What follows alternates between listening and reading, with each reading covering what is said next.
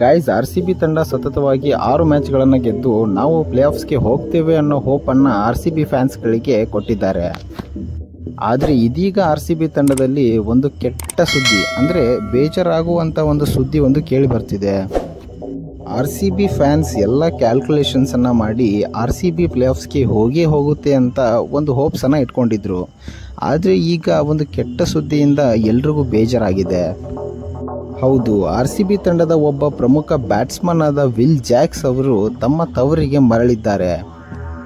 ಯಾವುದೇ ಒಂದು personal reasons ಅಥವಾ ಇಂಜುರಿಗಳು ಇಲ್ಲದೇ ಇದ್ರೂ ಕೂಡ ಇಂಗ್ಲೆಂಡ್ ಬೋರ್ಡ್ ಅವರನ್ನು ವಾಪಸ್ ಕರೆದಿದೆ. ಇನ್ನೇನು T20 ವರ್ಲ್ಡ್ ಕಪ್ ಶುರು ಆಗೋದ್ರಿಂದ ಪ್ರಾಕ್ಟೀಸ್ ಸೆಷನ್ಸ್ಗಾಗಿ ವಿಲ್ ಜಾಕ್ಸ್ ಅವರನ್ನು ವಾಪಸ್ ಕರೆದಿದೆ. ಈ ಒಂದು ನ್ಯೂಸ್ RCB ತಂಡಕ್ಕೆ ತುಂಬ ದೊಡ್ಡ ಹೊಡೆತ ಅಂತಲೇ ಹೇಳ್ಬೋದು. ಯಾಕೆಂದರೆ ಈಗ ಆಲ್ರೆಡಿ ವಿನ್ನಿಂಗ್ ಸ್ಟ್ರೀಕಲ್ಲಿರುವಂಥ RCBಗೆ ವಿಲ್ ಜಾಕ್ಸ್ ಅವರ ಕಾಂಟ್ರಿಬ್ಯೂಷನ್ಸ್ ಕೂಡ ಇದೆ. ಸೊ ನೆಕ್ಸ್ಟ್ ಇರುವಂತಹ ಒಂದು ಇಂಪಾರ್ಟೆಂಟ್ ಮ್ಯಾಚ್ ಅಂದರೆ ಲೀಗ್ ಹಂತದ ಕೊನೆಯ ಮ್ಯಾಚ್ CSK ವಿರುದ್ಧ ತುಂಬಾ ಇಂಪಾರ್ಟೆಂಟ್ ಅಂತಲೇ ಹೇಳ್ಬೋದು. ಸೊ ಈ ಒಂದು ಸಂದರ್ಭದಲ್ಲಿ ಒಳ್ಳೆಯ ಒಬ್ಬ ಬ್ಯಾಟ್ಸ್ಮನನ್ನು ಕಳ್ಕೊಂಡು RCB ಯಾವ ರೀತಿ ಒಂದು ಟಾರ್ಗೆಟ್ ಚೇಸ್ ಆಗಿರ್ಬೋದು ಅಥವಾ ಡಿಫೆಂಡ್ ಮಾಡೋದಾಗಿರ್ಬೋದು ಯಾವ ರೀತಿ ಮಾಡುತ್ತೆ ಅನ್ನೋದನ್ನು ಕಾದು ನೋಡಬೇಕಿದೆ.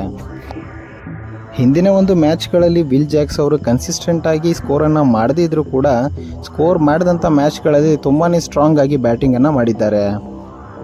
ಬ್ಯಾಟಿಂಗ್ ಅಷ್ಟೇ ಅಲ್ಲದೆ ಬೌಲಿಂಗ್ ಹಾಗೂ ಫೀಲ್ಡಿಂಗ್ನಲ್ಲೂ ಕೂಡ ತುಂಬಾ ಕಾಂಟ್ರಿಬ್ಯೂಷನನ್ನು ಕೊಟ್ಟಿದ್ದಾರೆ. ಸೊ ಮುಂದಿನ ಒಂದು ಮ್ಯಾಚ್ನಲ್ಲಿ CSK ವಿರುದ್ಧ ಒಳ್ಳೆಯ ಒಂದು ಮಾರ್ಜಿನ್ನಲ್ಲಿ ಗೆಲ್ಲಬೇಕಾಗಿದೆ. ಸೊ ವಿಲ್ ಜಾಕ್ಸ್ ಅವರ ಅನುಪಸ್ಥಿತಿ ಈ ಒಂದು RCB ತಂಡಕ್ಕೆ ಒಂಚೂರು ಬ್ಯಾಕ್ ಫೈರ್ ಆಯಿತು ಅಂತಲೇ ಹೇಳ್ಬೋದು.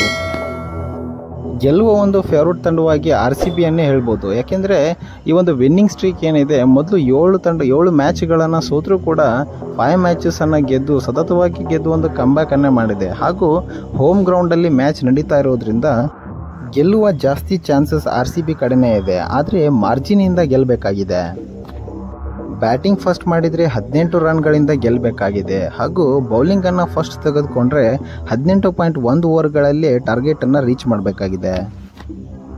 ಸೊ ವಿಲ್ ಜಾಕ್ಸ್ ಹೋಗಿರೋದು RCB ತಂಡಕ್ಕೆ ಪ್ಲಸ್ ಆಗುತ್ತಾ ಅಥವಾ ಮೈನಸ್ ಆಗುತ್ತಾ ಅನ್ನೋದನ್ನು ನಮಗೆ ಕಾಮೆಂಟ್ ಮೂಲಕ ತಿಳಿಸಿ. ಸೊ ವಿಡಿಯೋ ಇಷ್ಟ ಆಗಿದ್ರೆ ವಿಡಿಯೋನ ಲೈಕ್ ಮಾಡಿ, ಶೇರ್ ಮಾಡಿ ಹಾಗೂ ನಮ್ಮ ಚಾನಲ್ನ ಸಬ್ಸ್ಕ್ರೈಬ್ ಮಾಡಿ. Thank you so much.